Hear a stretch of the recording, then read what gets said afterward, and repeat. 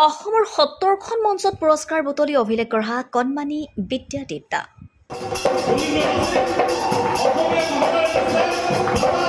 সমগ্ৰ ধনগুৰি মহকুমাতে বৰ্তমান বিশেষভাৱে চৰ্চিত হোৱা এগৰাকী প্ৰতিভাশালী কণমানি। নমস্কাৰ, মোৰ নাম বিদ্যাদীপ্তা বৰুৱা। মই গন্ধগড় জাতীয় বিদ্যালয়ত পঢ়োঁ আৰু মই ক্লাছ 5ত পঢ়োঁ। কণমানিগৰাকীৰ বিষয়ে যিমান প্ৰশংসা কৰিলেও কম হ'ব। নাম বিদ্যাদীপ্তা বৰুৱা। ঘৰ উৰিয়ামঘাট অঞ্চলৰ জোনাকী পথাৰত। বৰ্তমান গন্ধগড় জাতীয় বিদ্যালয়ৰ ৫ম শ্ৰেণীৰ ছাত্ৰী তাই। সৰুৰে পৰাই আকাশ চুবৰ মন।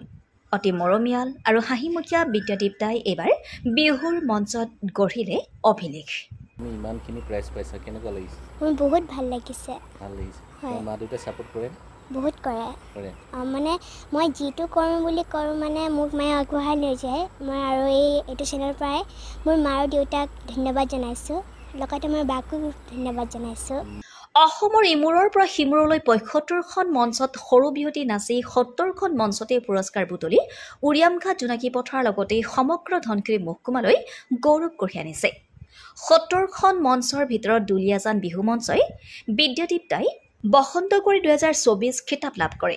লগতে ৫২খন বিহু মঞ্চত শ্ৰেষ্ঠ সৰু বিহুটিৰ খিতাপ লাভ কৰে। আনহাতে ১৫খন মঞ্চত দ্বিতীয় আৰু ৩খন মঞ্চত তৃতীয় স্থান লাভ কৰে। তুমি এই বছৰ কিমান ঠাইত পাৰ্টিচিপেট কৰিলা আৰু কিমান টোটেল পুৰস্কাৰ? মই ৭৫টাত পাৰ্টিচিপেট কৰিছিলোঁ আৰু এতিয়া মই ৭০টাত পাইছোঁ। ৭০ পাইছা? হয়। ফাৰ্ষ্ট কিমানত হ'লা? ফাৰ্ষ্ট মই 52টাত পাইছোঁ আৰু ছেকেণ্ড 15টাত আৰু থাৰ্ড 3টাত। বৰ্তমান বিদ্যাদীপ্তাৰ ঘৰ বতা বাহনে ঠাহ খাই পৰিছে।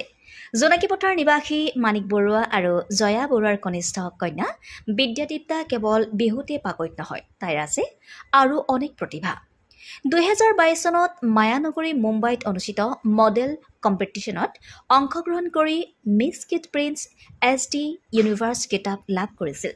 তাই একেদৰে সত্ৰীয়া নৃত্য, সৃষ্টিশীল নৃত্য, বৰগীত পৰিৱেশন কৰিও নিজ বিদ্যালয়ৰ লগতে বিভিন্ন সাংস্কৃতিক অনুষ্ঠানত বহুবাৰ পুৰস্কৃত হৈছে। বিহুৰ বাহিৰে আৰু কি কৰা? মই সত্ৰীয়া নৃত্য কৰোঁ, সৃষ্টিশীল নৃত্য, লগতে মডেলিং কৰা আৰু বৰগীত। মডেলিঙত আমি ট্ৰেডিশ্যনেল ৰাউণ্ড থাকে আৰু লগতে ৱেষ্টাৰ্ণ ৰাউণ্ড থাকে, তাৰপিছত ৰিজাল্ট দিয়ে। তুমি দুইটাই কৰিছা?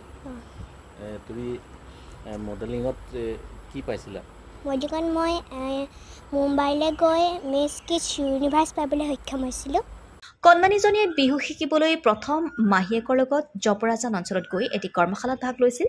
পিছত উৰিয়ামঘাটত অনুষ্ঠিত এটি বিহু কৰ্মশালাত DY বিহুৰাণী মণিকাঞ্চন কোঁৱৰৰ ওচৰত নিজ বায়েকৰ সৈতে বিহু শিকিছিল। মই বিহু প্ৰথমতে মোৰ মাহীয়ে জপৰজানলৈ কৰ্মশালা কৰিছিলোঁ হ'লে, ইয়ালৈ মণিকাঞ্চন বাইদেউ আহিছিলে তাত আৰু সিমানে। বাইদেউ শিকাই নাই? বাইদেউ শিকায়। ঘৰতে শিকায়? হয়। তাই প্ৰথম গুৰু আছিল প্ৰাঞ্জলিকা হাজৰিকা আৰু তেতিয়াৰ পৰাই বিদ্যাদীপ্তাই পিছলৈ ঘূৰি চাব লগা হোৱা নাই। বিগত ৩ বছৰে ধাৰাবাহিকভাৱে অসমৰ বিভিন্ন প্ৰান্তত বিহু নাচ প্ৰদৰ্শন কৰি গৈছে। পিতৃ, মাতৃ আৰু বায়েকে তাই প্ৰতিটো খোজতে সহযোগিতা আৰু উৎসাহ যোগাই তাইক আগুৱাই নিছে।